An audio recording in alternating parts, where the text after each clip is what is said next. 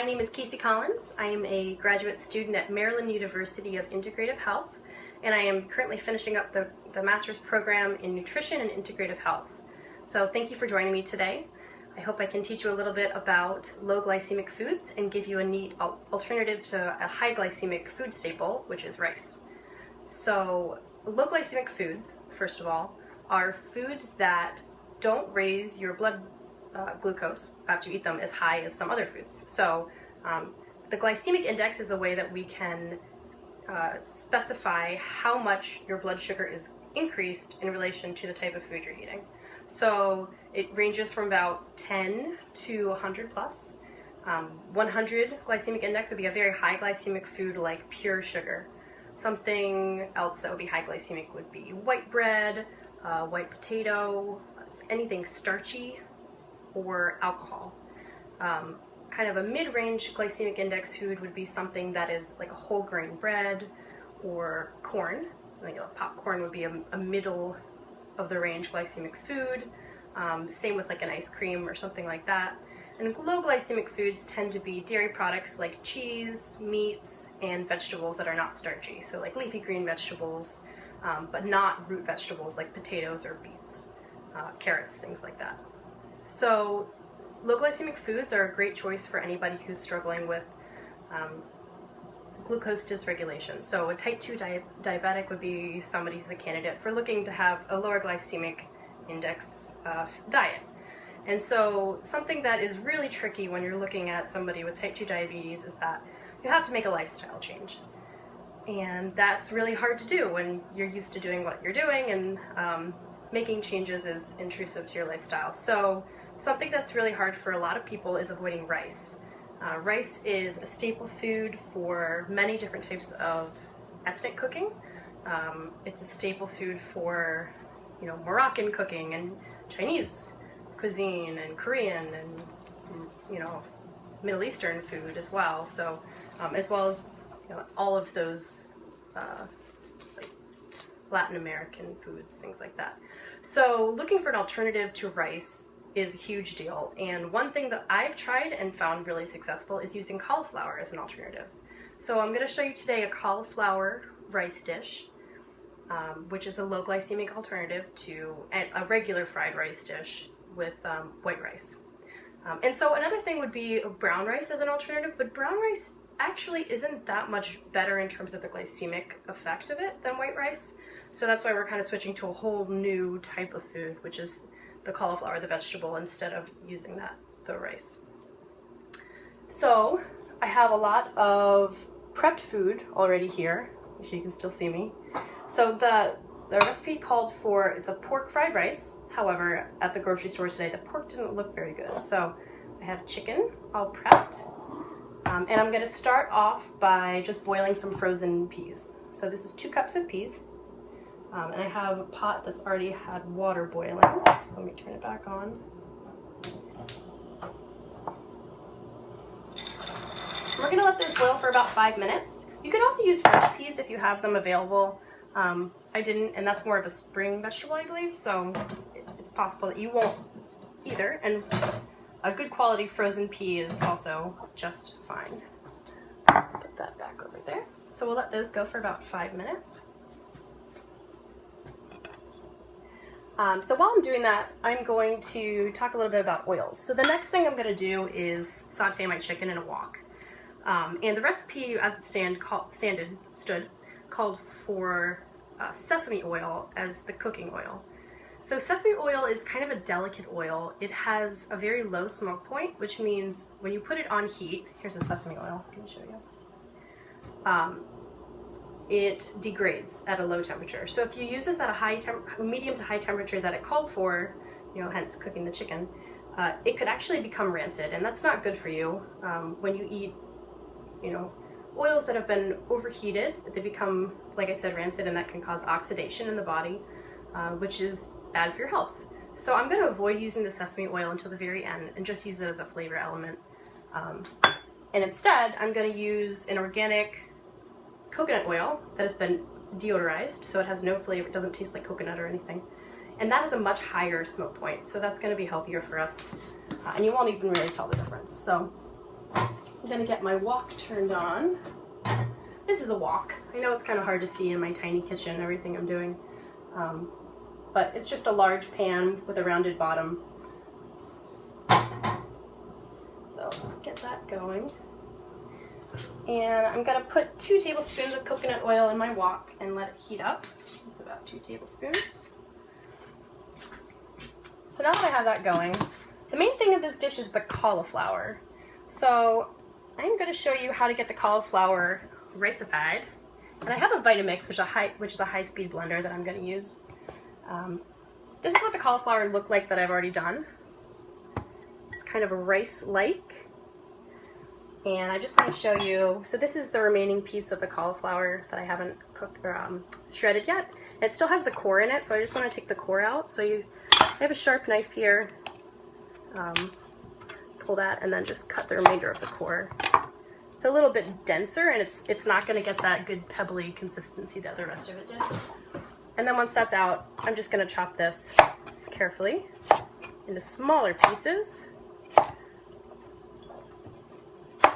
And I'm going to put it into my Vitamix and pulse it. So this is going to get kind of loud. Here's the Vitamix. I don't really know what this part is called. The top of the Vitamix, the canister, container, the actual blender part, you know what I mean. Put that right in front of me here, that's good. So I'm just gonna put the cauliflower florets in there.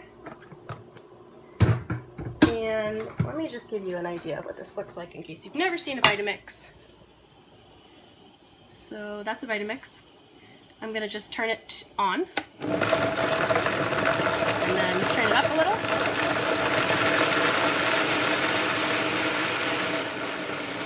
And that should be good. Put you back here. Okay, so.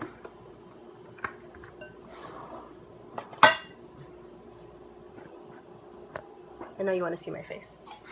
And I'm just going to add this to the previously shredded cauliflower.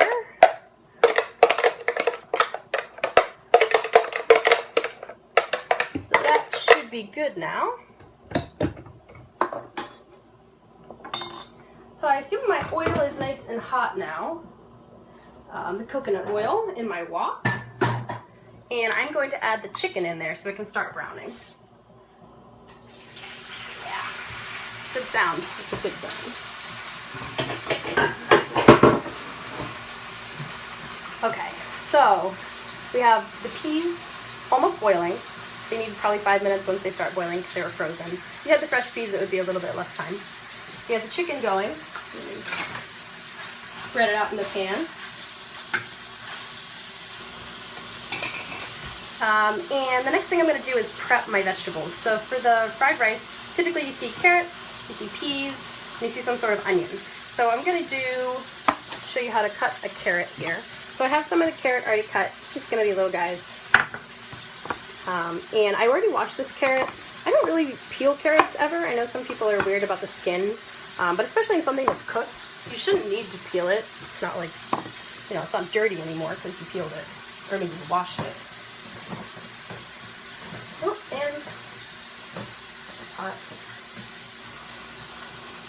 My peas are boiling, so I'm just taking the lid off. So the way that you would cut this carrot is, first I would do lengthwise. I still have cauliflower on my knife, so that's what you see there. And then I'm going to turn them over and cut them lengthwise again.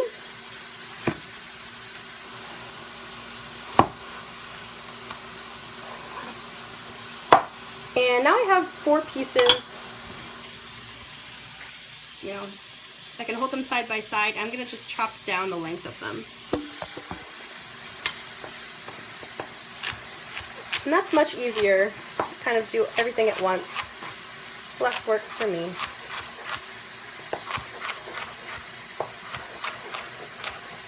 And I smell my peas, so I'm assuming they're done. Now that I'm finished chopping that carrot, I'm going to add it to your friend. I'm going to take this off and strain it in a strainer I have in the sink, but you're not going to be able to see because I'm going behind the camera. I'm still here. Straining.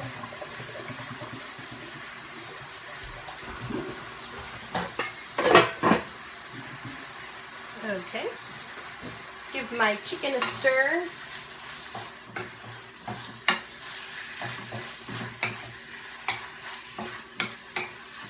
Looking good. I'm going to cook that through. That's going to be about 8 to 10 minutes of cooking time for the chicken.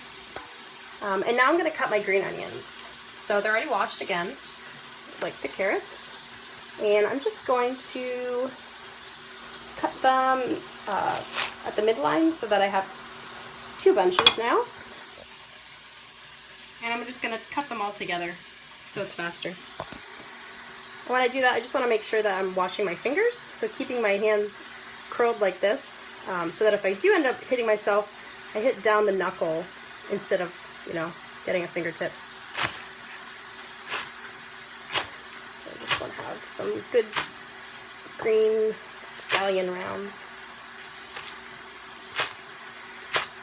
Chop, chop, chop.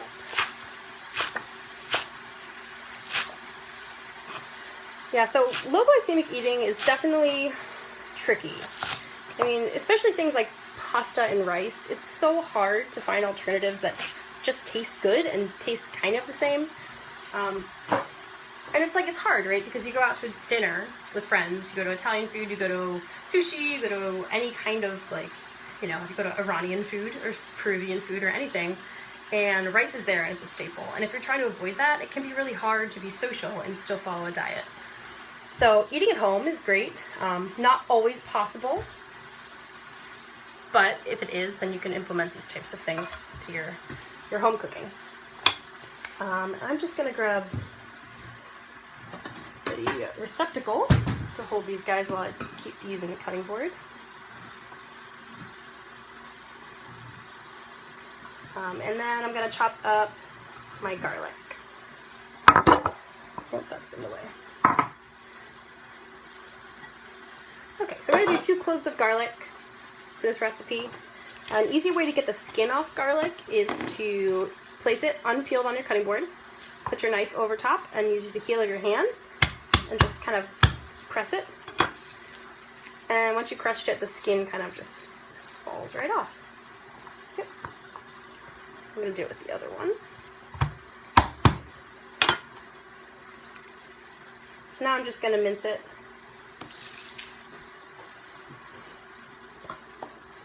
I love garlic. If you don't like garlic, you don't have to use it. Same with any of these. I mean, I've never really met anybody who doesn't love carrots or peas, but if you don't, you can replace it with anything you'd like. You could do like minced peppers, you know, for instance, like red peppers, or even like zucchini, or anything that's also a low glycemic food, so that you're not kind of changing the idea of the dish. You know, if you added in like beets, that would change the glycemic index, or potatoes, like white potatoes or sweet potatoes. But, you know, you could even do like leafy green vegetables if you wanted. And you could also serve this once it's finished on top of a salad or something like that, get a more complete meal. Okay, so I'm just going to add the garlic in with my carrots because they're going to go in at the same time anyway. Let's check on the chicken.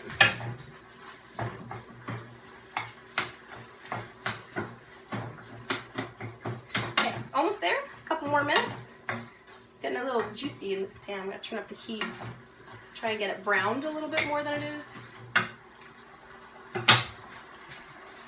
And I'm just going to rinse my hands off.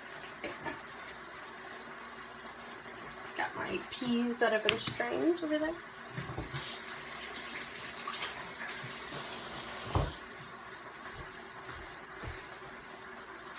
Okay, and I'm going to remove my meat from the wok and I'm going to reuse it. So that's another thing. This is a tiny kitchen. It's a stove. There's not much counter space. If you choose meals like this that are 1 or 2 pot meals, then it really helps out. Not trying to juggle everything.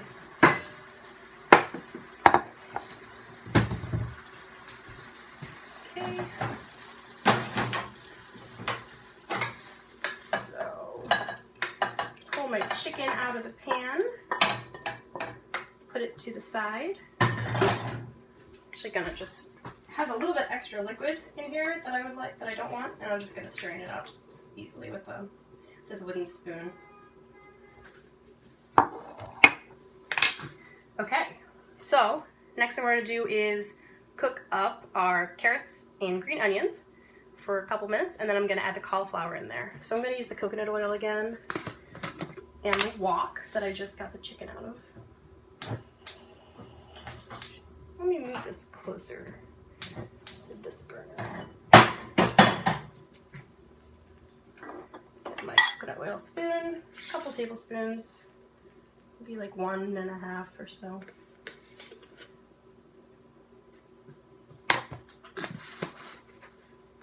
Get that there. Okay, I'm gonna add my carrots and garlic and my green onions and let these sit for a little bit. So this is also a great recipe because it's really customizable. You could turn this into so many different flavor combinations. I mean, it's really just like rice and then a couple of vegetables. So anything you want to add into it is going to taste great. So for example, I was thinking you could make it into like an Indian style cuisine. You could add curry powder and some garam masala. You could even go for like a Moroccan theme. You could do cumin and coriander and maybe like some golden raisins in there. Not too many because those are pretty sugary, but a little bit, you know, some golden raisins or pine nuts would be a good addition. Or you could go for like a Peruvian approach and do cilantro and like lime zest and maybe like some hot peppers or something like that. And those would all be great options, and you could change it up. I mean, if you really like this dish, you don't want to get bored by doing the same thing over and over again. So working with different spices and seasoning and herbs is a great way to make things different each time.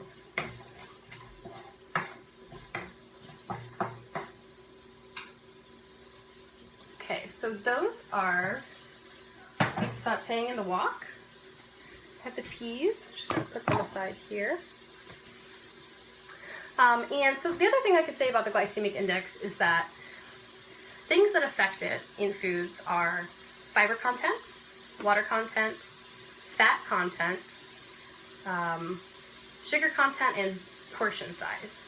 So you can have a really low glycemic food that you eat a ton of, and it's still going to raise your blood sugar because it's just copious amounts of food. Most of the glycemic index numbers are taken at like a normal portion size, so maybe like a half cup of rice or something like that, which is kind of unrealistic. I mean, nobody really eats a half cup of rice, so even the numbers that you see are they're probably skewed to the lower side of what they actually are. So in this meal, we're going to have the fat content from the coconut oil as well as the sesame oil at the end, which will blunt the effect of the glycemic load that is present, which is going to be low. It's probably going to be around 20 or something for one portion of the meal. So cauliflower is around 15 by itself, and then peas are a little bit more because they're kind of starchy. They have a higher glycemic index, so they're going to bring it up a little, and carrots as well. So it's going to be maybe like 30 would be like the range for glycemic index. And that's great. I mean, some meals, if you're eating a peanut butter and jelly sandwich, that's like really, really high. It's going to spike your blood glucose. It's going to exacerbate any of your symptoms that you have related to blood glucose issues, such as maybe fatigue would be a big one that a lot of people experience when they eat a sugary thing. They feel really hyper and then they get tired. They have a crash. So this is going to be a great alternative to keep your blood sugar even and hopefully keep your energy levels even, keep your mood even. And it's just healthier for you overall in the long term as well. So this smells great. Have some garlic in here. I would like to turn on the fan because it's quite hot, but I'm afraid you won't be able to hear me anymore. So I'm just going to sweat it out. And now I'm going to add my cauliflower and let that cook down for about 5 more minutes.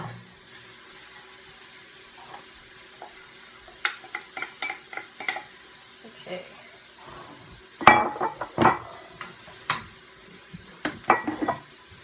Stir it up, and I'll give you a view of what this is looking like.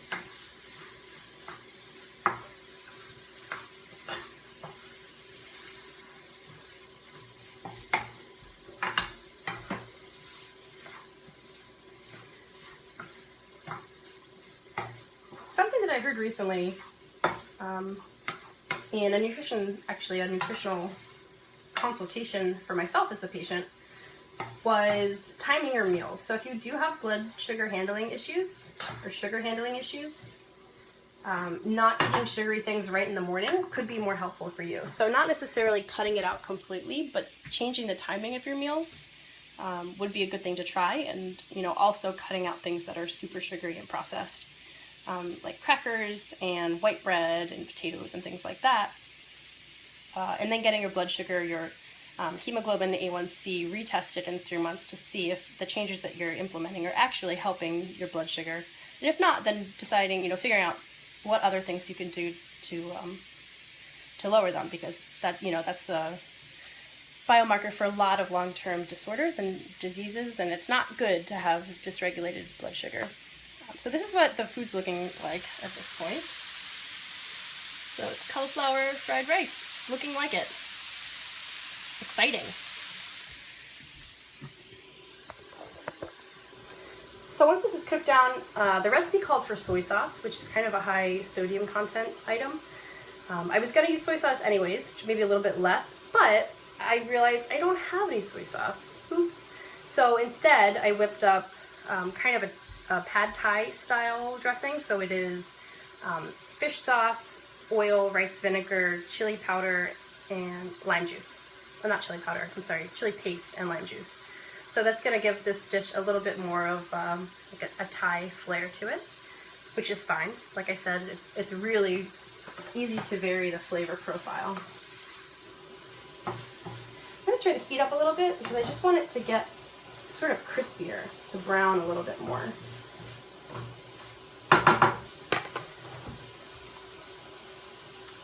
Now I'm going to get my eggs out, which I forgot to get out first. Sorry about that.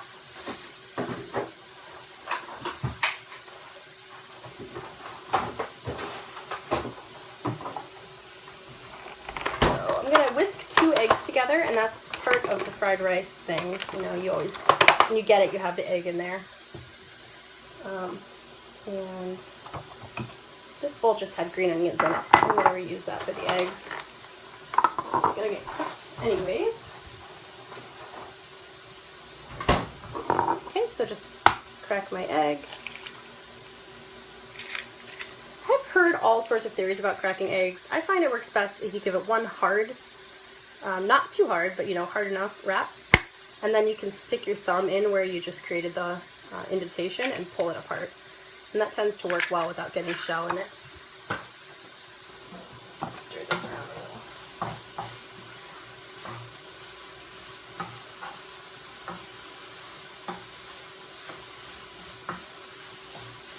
That's looking good. Ta-da! Let's see.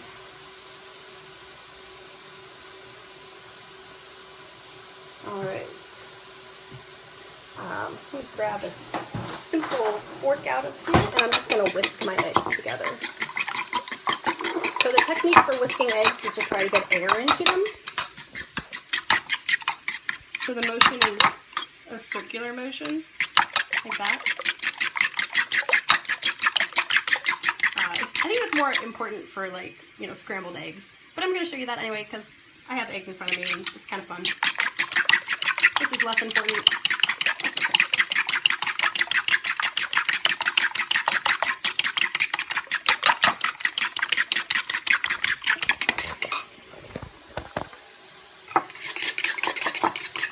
Okay, I'm going to pour my peas in here. Make sure they get... Yep, yum, cooked sweet peas. Wow, that totally changed the color of everything with the peas in there. So pretty.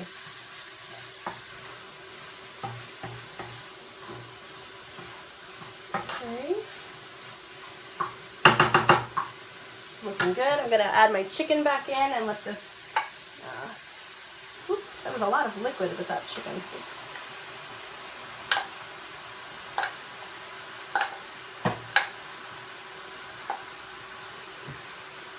And you can also do this vegetarian if you don't eat meat. It would be, you know, just omit the meat part. That would still be great.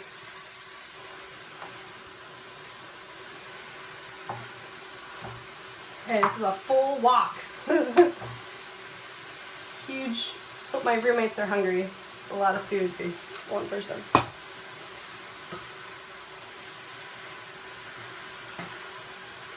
Yeah, and so another thing about knowing whether you have blood sugar issues, they're not specific to anybody. I mean, you don't have to be older. You don't have to be overweight. It's really important to make sure that you know where you stand with your health.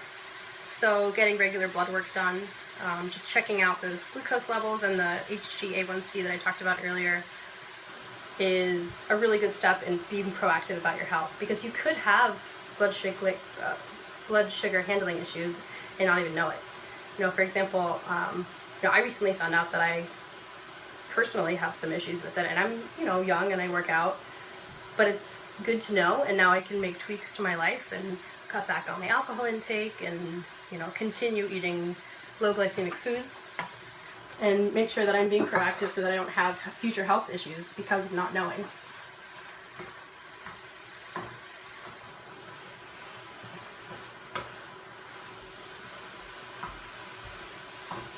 Okay, so I'm going to add this sauce that I made that's kind of that Thai sauce.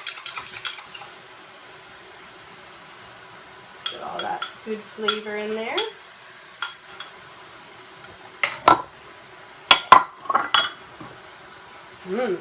Stir it around. Smells good. So this meal altogether is going to take about 30 minutes. It's a pretty good weeknight amount of time, especially if you have kids, if you have after-school activities, and you're taking one kid to soccer and one kid to ballet. This is an easy thing to throw together, and it'll keep really well for lunches too.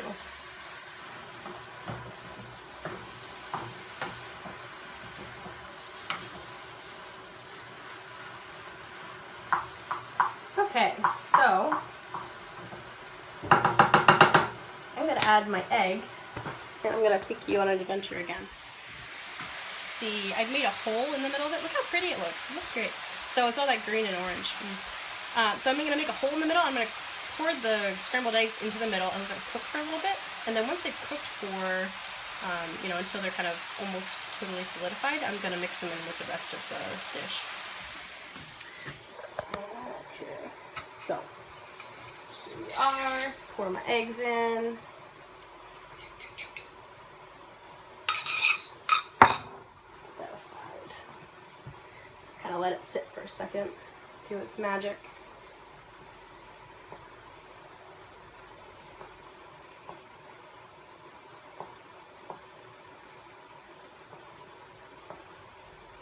Okay, starting to get some eggy goodness.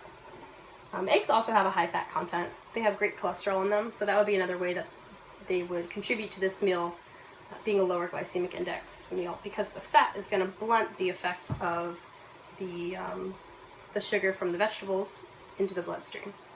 So that's also a thought between a lot of people who are athletes, so whether or not to eat carbs with fat or to eat carbs on their own, depending on how fast you want the sugar to enter your bloodstream.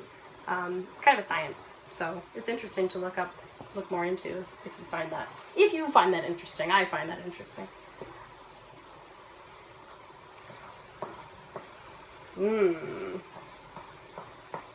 Alright, and the other thing I'm going to do at the end with plating is I love cilantro and lime. And I know that this is supposed to be an Asian dish, but I'm going to add some cilantro on top and some lime wedges. And I think that's delicious.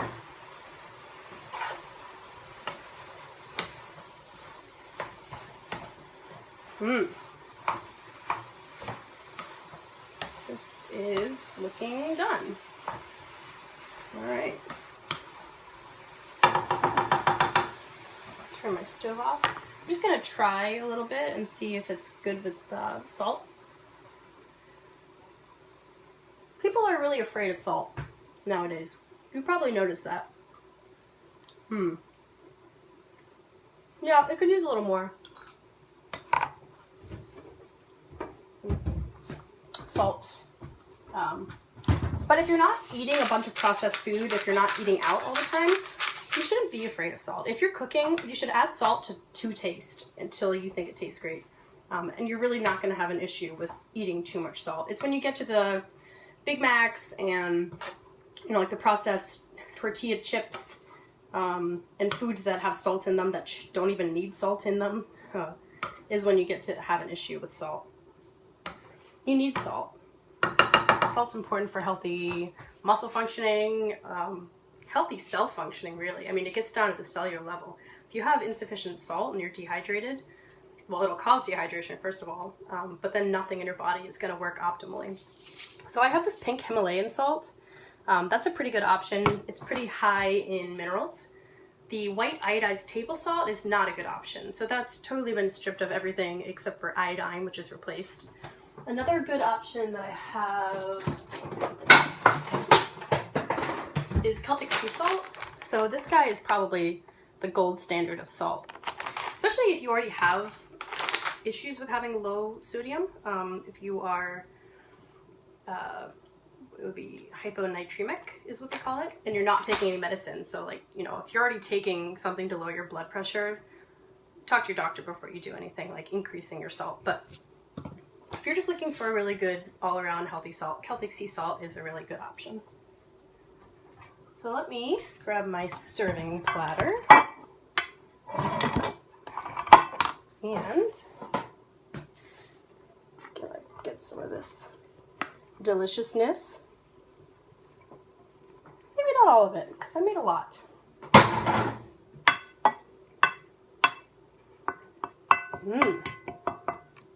That's a really good family meal right there. And the last thing I'm going to do is just take some cilantro that I washed earlier. Cut off some leaves there. I'm going to chop this guy up a little.